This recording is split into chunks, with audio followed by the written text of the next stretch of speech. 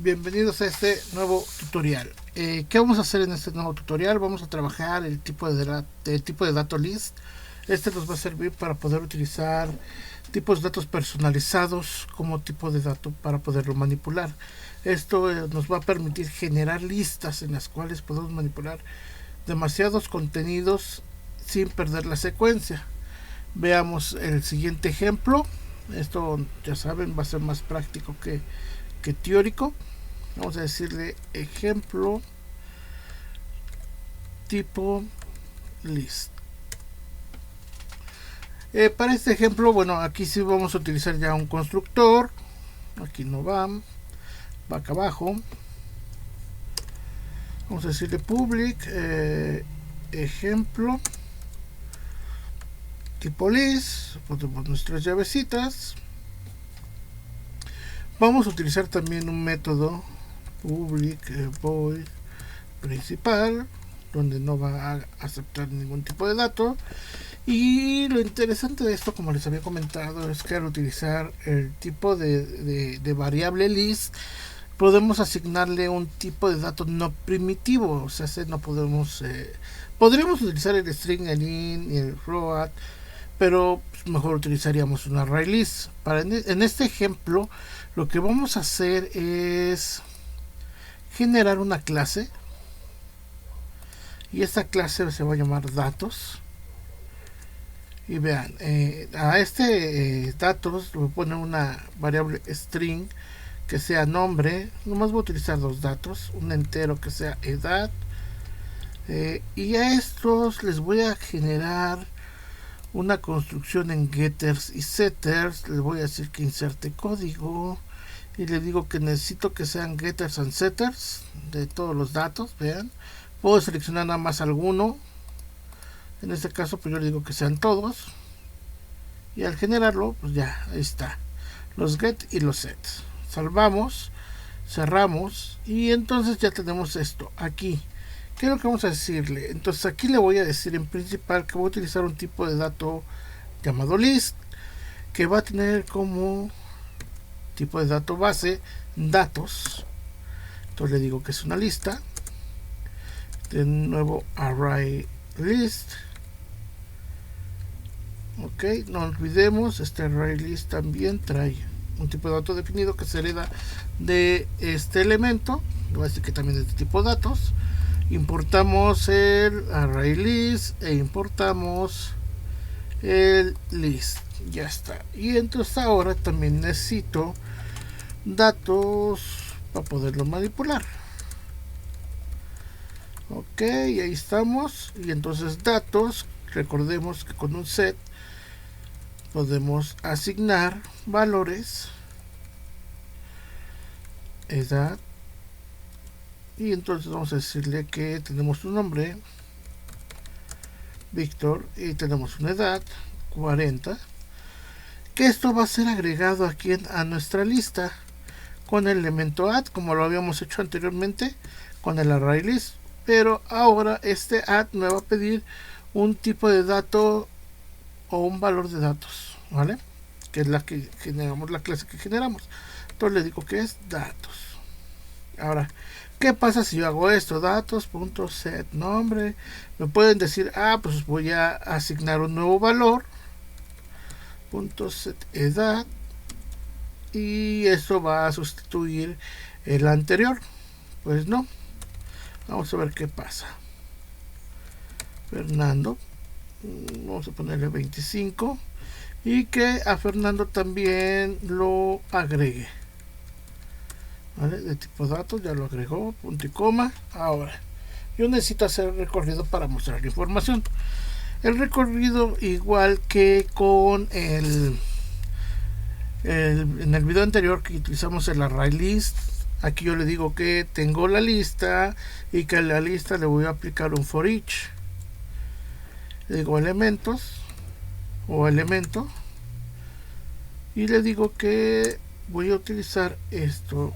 Como voy a hacer más de una línea de código, obviamente lo tengo que poner entre sus respectivas llaves, y le digo que south nombre, y aquí yo le digo elemento punto get nombre.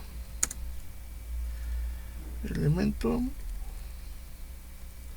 está mal escrito elemento, por eso no me salió. Elemento.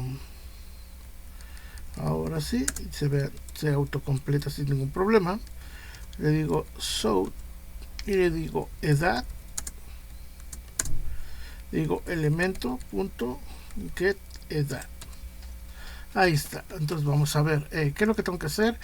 Aquí en nuestro constructor únicamente le digo principal para invocarlo, y para poder invocar al constructor aquí yo le voy a decir que únicamente new ejemplo tipo list punto y coma, y veamos.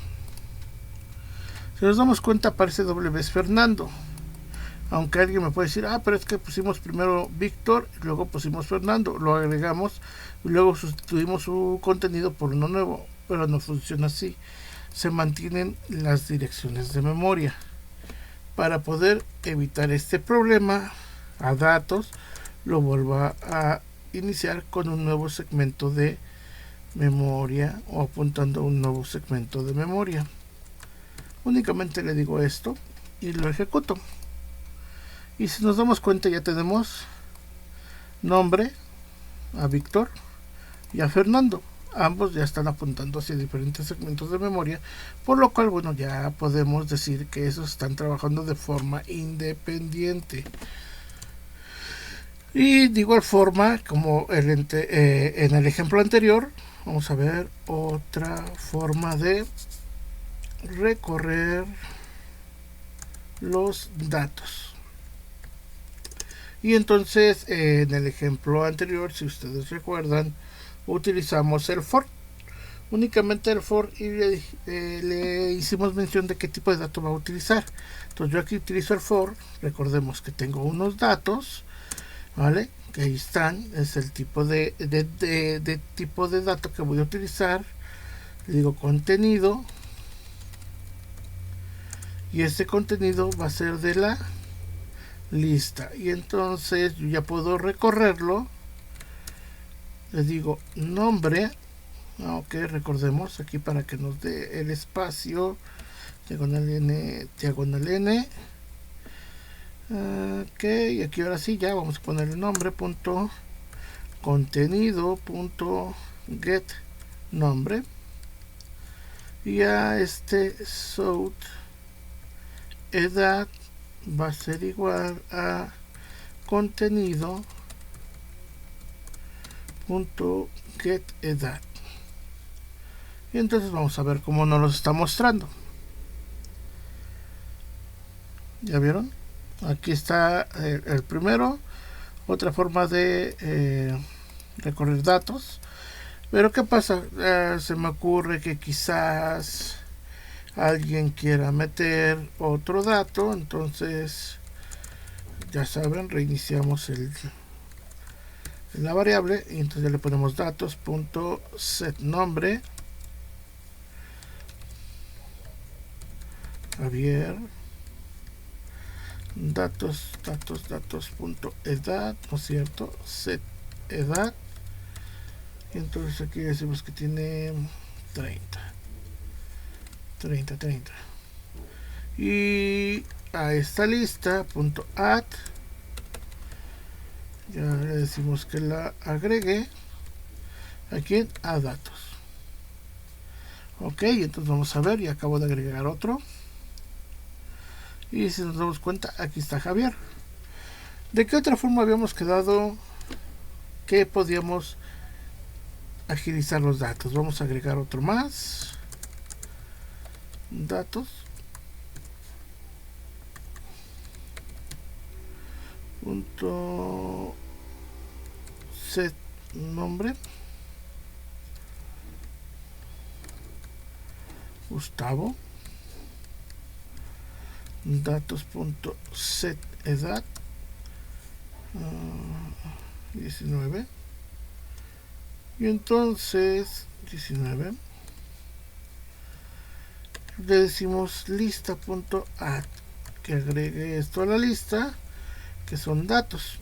Y entonces aquí ya le voy a decir que tengo una lista punto con el flujo de datos punto for each, ¿vale? ¿Se acuerdan de este que también habíamos manejado anteriormente? Y entonces aquí únicamente yo le digo que voy a utilizar, creo que hice contenidos, valores, y igual que el anterior, sus respectivas llaves. Ahí estamos. Y entonces so en nombre, valores punto get nombre, y so edad, valores punto get edad, y me va a mostrar los valores. Ya saben, nuestro letrerito, tercer forma de visualizar el contenido. Ok, y ahí está. Vamos a ver. Ahí está. Entonces tenemos a Víctor, a Fernando, a Javier y a Gustavo. ¿Qué pasa si yo quiero buscar un nombre? De igual forma, vamos a decirle valores punto get nombre, y entonces yo le digo que esto va a ser equals a quién. Quizás yo necesito a Fernando, entonces le voy a decir que cuando encuentre a Fernando me mande un mensajito. Le voy a decir se encontró el dato. Entonces cuando haga el recorrido va a comparar el contenido y nos va a decir si encontró o no encontró a Fernando. Entonces veamos, Víctor, Fernando, se encontró el dato, sigue Javier, sigue Gustavo. Entonces si nos damos cuenta podemos seguir explorando toda esta parte de cómo manejar o cómo utilizar estos tipos de datos. Ahora, ¿esto para qué nos puede servir? Cuando manejemos archivos de texto, tenemos que manipular mucho la información. Entonces tener muchas variables en un arreglo no es muy recomendado. Es más fácil o más recomendable utilizar una clase para poder contener toda la información y de esa forma empezar a hacer los recorridos. Esto es lo más simple. Cuando utilicemos base de datos también esto es muy simple. Todo concentrarlo en una clase y esa clase dentro de una lista para poder hacer recorridos y la manipulación de la información de una forma más eficiente, ¿vale? Entonces, bueno, hasta aquí vamos a dejar este video. Ya vimos la forma más simple de manejar los tipos de datos list, cómo lo podemos conjugar con una clase para poderlo utilizar como tipo de dato, y en base a esto como plantilla para poder manipular la información. Todo esto ya es empezar a reimplementarlo con ambiente gráfico, donde tengamos ventanas, donde capturemos la información y podamos subirla. Bueno, esto nos va a servir como base para el siguiente video, que va a ser manejo de archivos, donde vamos a empezar a grabar información, primero unos datos simples y después unos datos ya más complejos, 6-7 datos, y cómo podemos hacer que todo se almacene de una forma más simple sin tener tanto problema. Por ahí viene la parte de los JSONs, que también utilizamos un tipo de dato, y si no me recuerdo también fue algo así parecido a este de aquí. Ok, a esto, que esto nos sirvió de base para poderlo convertir a un JSON y luego regresarlo del JSON, ¿vale? Entonces esto es todo por el día de hoy en este video. Espero les sirva y puedan reimplementarlo a sus necesidades. Hasta luego.